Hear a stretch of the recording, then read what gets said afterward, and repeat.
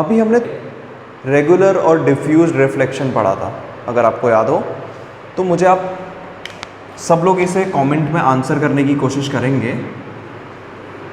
ये डिफ्यूज्ड का था, ये रेगुलर का था। इसमें हमने कहा कि पैरेलल बीम ऑफ लाइट आती है बट रिफ्लेक्ट होने के बाद ये लाइट पैरेलल नहीं रह पाती है।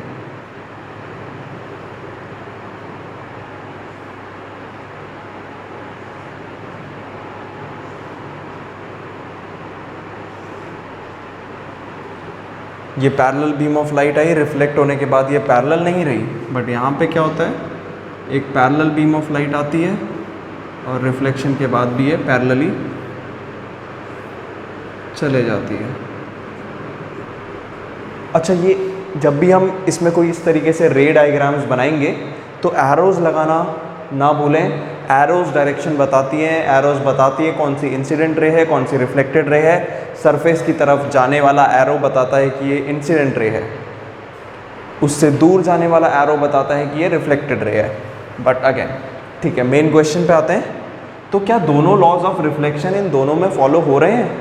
Is angle of incidence equals to angle of reflection in both the cases? क्या दोनों केसेस में नॉर्मल, इंसिडेंट रे और रिफ्लेक्टेड रे सेम प्लेन पे हैं? क्या इसमें angle of incidence angle of reflection के बराबर हो सकता है? 10 सेकंड का टाइम है आपके पास, फटाफट सोचिए और सोच के कमेंट बॉक्स में आंसर कीजिए। इज़ इट पॉसिबल कि इसमें पहला लॉ फॉलो हो रहा हो? इसमें तो होता हुआ दिख रहा है, बट क्या इसमें भी हो रहा है?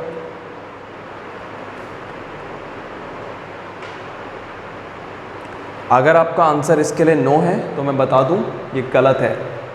लॉ मतलब सब में फॉलो होना ही होना है।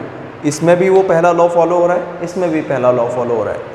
इसमें हमें I is equals to R clearly दिख क्यों नहीं पा रहा है? बिकॉज नॉर्मल चेंज है भाई।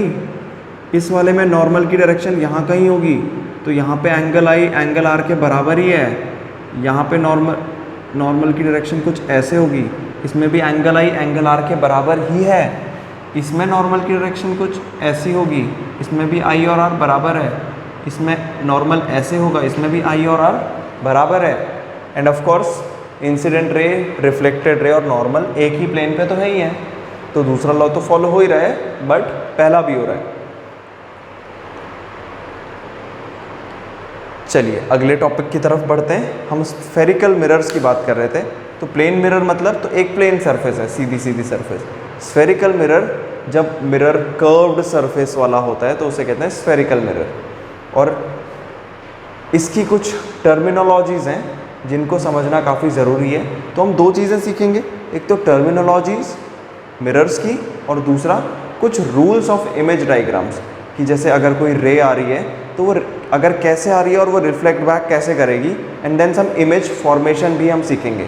अगर ऑब्जेक्ट कितना दूर रखा है तो उसकी इमेज कैसी बनेगी, अगर वो पास आता है तो उसकी इमेज कैसी बनेगी। ये सारी चीज़ें हम आने वाले उसमें सीखने वाले हैं। तो spherical mirrors are of two types, concave and convex. नाम शायद आपने सुना होगा, बट इसको समझने का एक आसान तरीका बताते हैं। कई बार हमें कॉनकेव और कॉन्वेक्स मिरर में या लेंस में थोड़ा सा कन्फ्यूजन हो जाता है। सो स्फेरिकल मिरर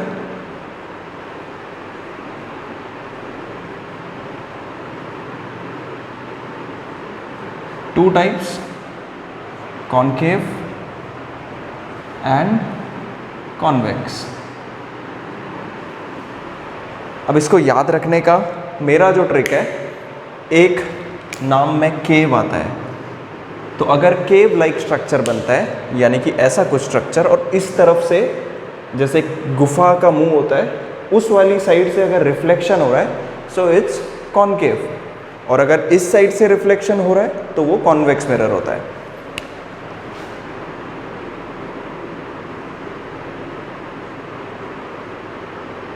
इस साइड पॉलिश्ड और इधर रिफ्लेक्शन, तो ये कॉनकेव है। वेरेज केव वाली साइड पे अगर पॉलिश्ड है, उल्टी साइड से रिफ्लेक्शन हो रहा है, so it is convex mirror. तो हमने बात करी थी कि स्फेरिकल मिरर को स्फेरिकल मिरर इसीलिए कहा जाता है क्योंकि हम ये मानते हैं कि ये जो एक मिरर है ये किसी एक स्फेयर का पार्ट है। It is a part of a sphere. तो कुछ टर्मिनोलॉजीज़ हैं, कुछ इसके पार्ट्स हैं जिनको हम इसके थ्रू समझने की कोशिश करेंगे। तो स्फेयर का एक सेंटर होता है, स्फेयर के सेंटर को मिरर के लिए कहते हैं सेंटर ऑफ कर्वेचर। मिरर के सेंटर को कहते हैं पोल। पोल और सेंटर ऑफ कर्वेचर से पास होने वाली इमेजिनरी लाइन को कहते हैं प्रिंसिपल एक्सिस। ये क्या है? Imaginary line.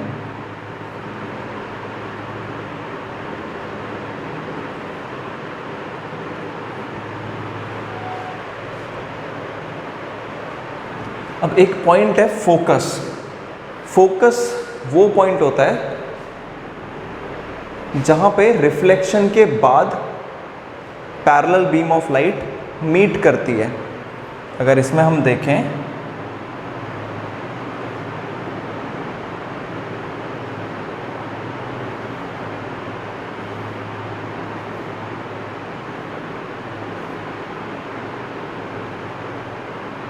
तो ये फोकस होगा जहाँ पे parallel beam of light meet करती है, और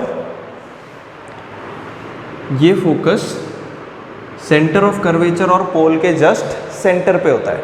तो मतलब जितनी डिस्टेंस यहाँ से यहाँ तक है उतनी ही डिस्टेंस यहाँ से यहाँ तक होगी। मतलब टोटल डिस्टेंस, अगर पोल से फोकस की लेंथ x है तो पोल से सेंटर ऑफ कर्वेचर की डिस्टेंस 2x हो जाएगी,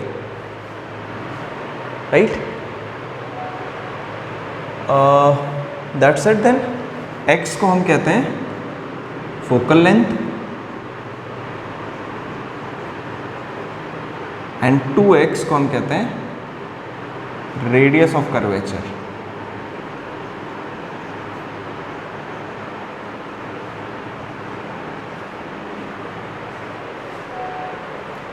अब इसमें हमें थोड़ा सा और कुछ चीज़ें समझने की ज़रूरत है। जैसे जो कोई भी डिस्टेंस होती है वो पोल से मेजर की जाती है। कोई भी, जैसे हमने देखा था एंगल्स हम मेजर कर रहे थे नॉर्मल से, डिस्टेंसेस हम मेजर करते हैं पोल से।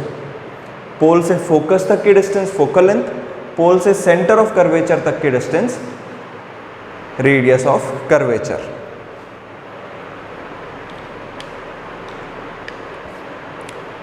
ओके, सो कुछ डेफिनेशंस आप लिख सकते हैं। पोल, चलिए यहाँ लिख लेते हैं। Pole is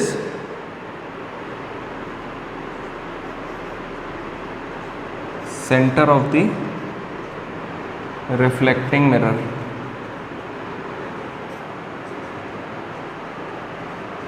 centre of the reflecting mirror, जो रिफ्लेक्ट करने वाला मिरर है उसका सेंटर पॉइंट होता है pole. Then centre of curvature,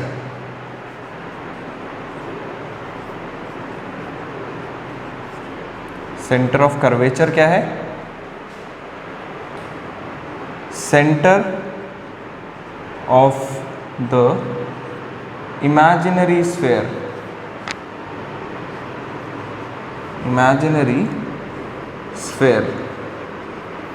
इस इमेजिनरी स्फीयर का सेंटर, और ये इमेजिनरी स्फीयर क्या है? Centre of the imaginary sphere of which the mirror is a part.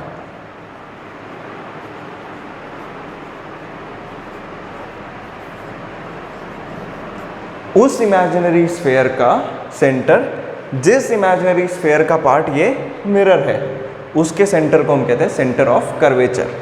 इस कर्व का सेंटर, ऐसे भी याद रख सकते हैं, centre of curvature. Then next we have principal axis.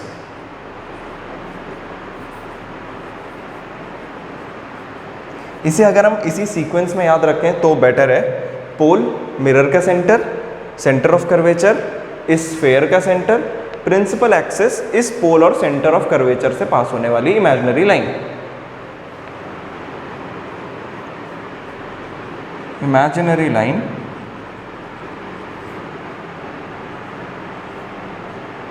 passing through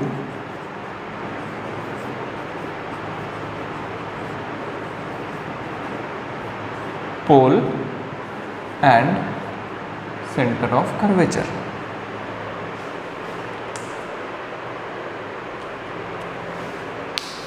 I hope ये सभी को क्लियर होगा। आप एक बार इसे नोट भी कर लें, फिर उसके आगे हम इसके बाद डिस्कस करते हैं।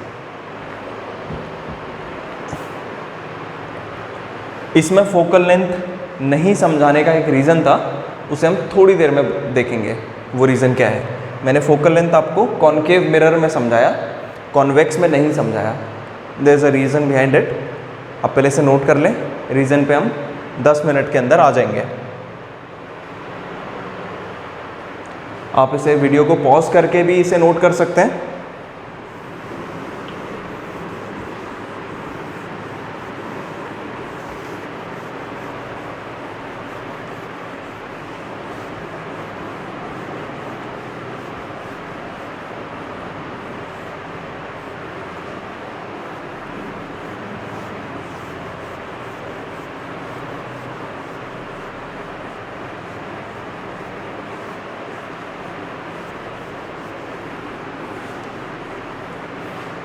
ओके, सो नेक्स्ट हम देखते हैं फोकल लेंथ बचा था हमारा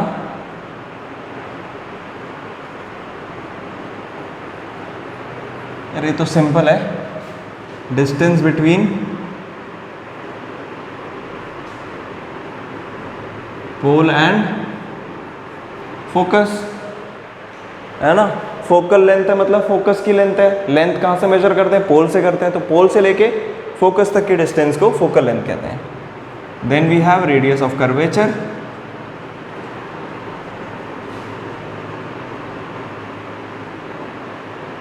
distance between pole and centre of curvature is radius of curvature. इसको हम ऐसे भी लिखते हैं F is equals to R/2 या और 2F is equals to R। Radius of curvature बड़ी वाली लेंथ फोकस की डबल होती है, हमने थोड़ी देर पहले ही ये सीखा था। I hope this is clear to everyone. अब जो हमने जो दो लॉज पढ़े थे ना रिफ्लेक्शन के, उनमें से बेसिकली जो पहला लॉ है that is angle of incidence is equals to angle of reflection. इस लॉ पे बेस्ड कुछ रूल्स बने हैं स्फेरिकल मिरर के, ठीक है। वो रूल्स हमारे लिए समझना बहुत ज़्यादा ज़रूरी है, बिकॉज उन रूल्स पे बेस्ड होते हैं इमेज डायग्राम्स। तो कॉनकेव और कॉन्वेक्स मिरर के जो इमेज डायग्राम्स हैं वो इन्हीं रूल्स पे बेस्ड होंगे। 4 सिंपल रूल्स हैं, बहुत ही आसान से रूल्स।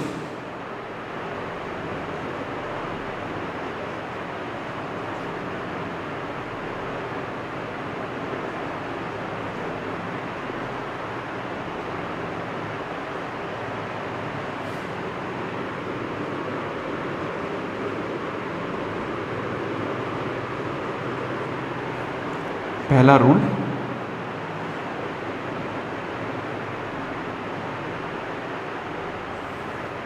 कॉनकेव मिरर के लिए ये पोल, ये सेंटर ऑफ कर्वेचर, ये फोकस, प्रिंसिपल एक्सिस के पैरेलल आने वाली लाइट, प्रिंसिपल एक्सिस के पैरेलल आने वाली लाइट रे रिफ्लेक्शन के बाद फोकस से पास होती है।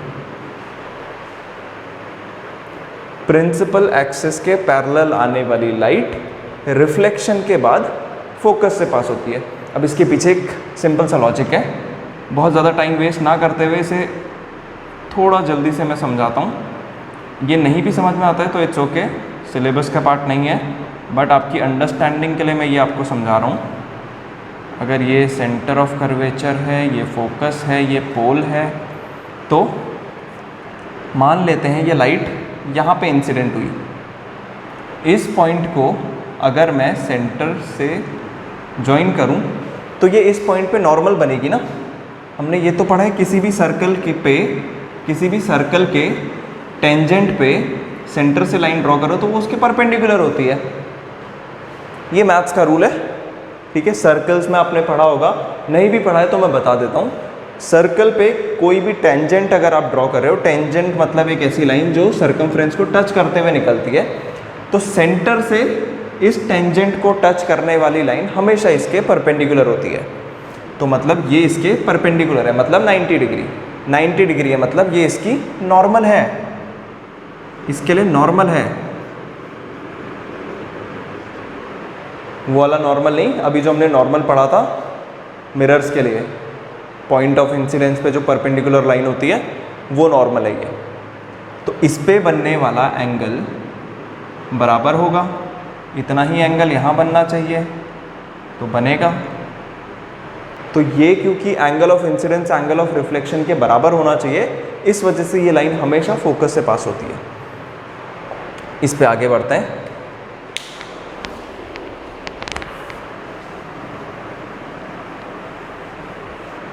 Same is true for convex mirror as well.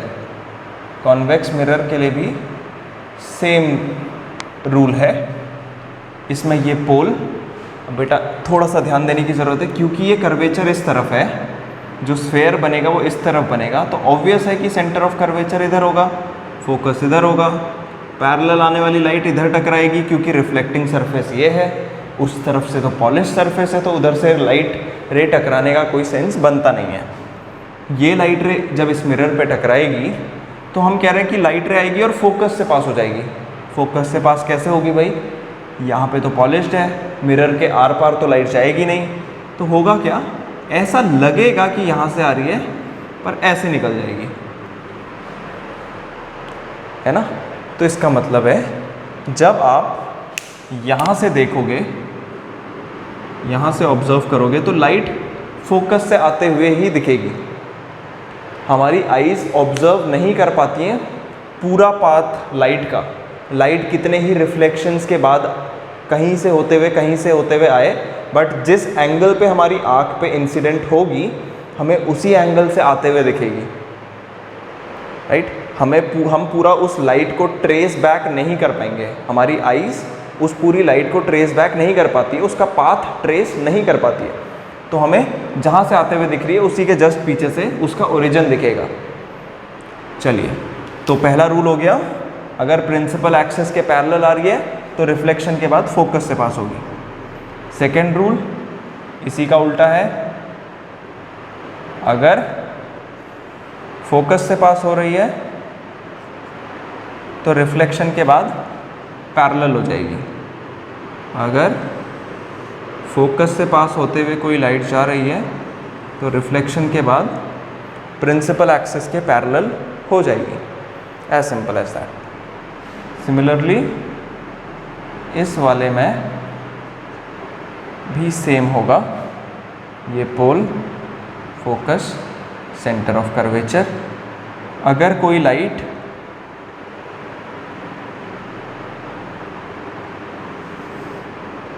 Focus की तरफ जा रही है तो रिफ्लेक्शन के बाद प्रिंसिपल एक्सिस के पैरेलल हो लेगी।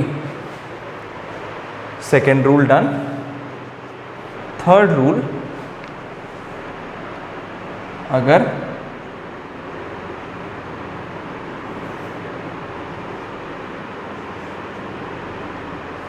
अगर कोई ray of light centre of curvature से पास होते हुए जा रही है तो वापस उसी रास्ते पे आ जाएगी। इसका रीज़न है क्योंकि भाई ये नॉर्मल है, नॉर्मल पे एंगल ऑफ इंसिडेंस 0 बन रहा है, तो एंगल ऑफ रिफ्लेक्शन भी 0 बनेगा, उसी वापस रास्ते पे वापस चले जाएगी। सेम इसमें भी होगा।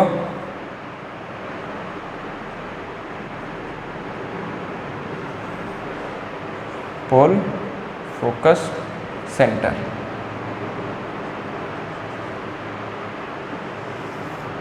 ऐसे आने वाली लाइट ऐसे ही वापस हो लेगी, सेंटर ऑफ कर्वेचर की तरफ आने वाली लाइट उसी रास्ते पे वापस।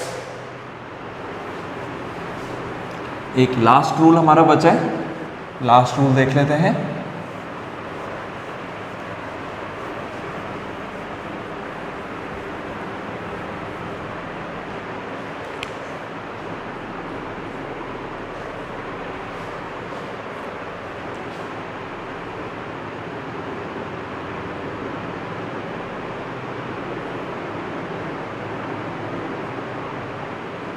लास्ट रूल और भी सिंपल है, जो एंगल पोल पे बनता है एंगल ऑफ इंसिडेंस वही एंगल ऑफ रिफ्लेक्शन बन जाता है, that's it, I is equals to R। Same hair,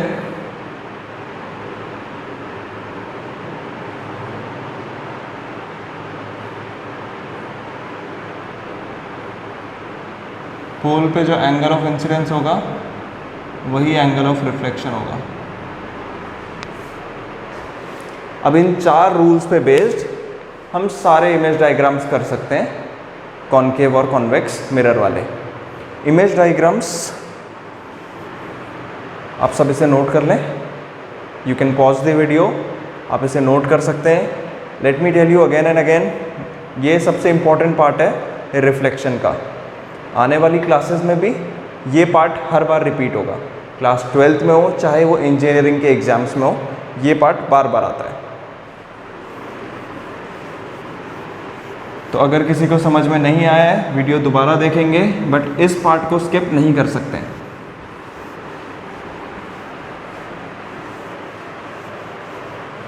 वैसे तो कोई भी पार्ट स्किप नहीं होना चाहिए, बट इस पे थोड़ा सा स्पेशल अटेंशन हम देंगे। चाहे हमें कितनी बार भी प्रैक्टिस करना पड़े, इसे हमें सही से याद रखना है।